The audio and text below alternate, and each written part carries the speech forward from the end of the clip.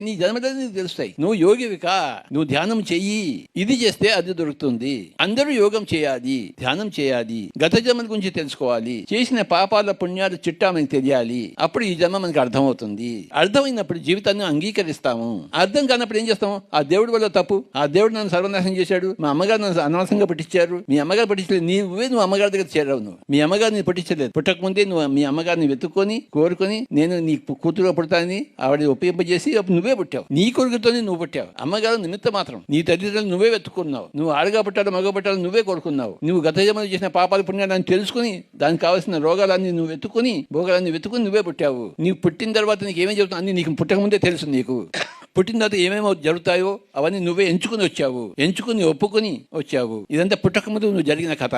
అది తెలుసుకోవాలి. నువ్వు తెలుసుకోవాలంటే నువ్వు ధ్యానం చేయాలి, సజ్జనుల దగ్గర చేరాలి, స్వాధ్యాయం చేయాలి. ధ్యానము స్వాధ్యాయము సజ్జన సంగతి ఏం చేస్తే తెలుస్తుంది నీకు. నేను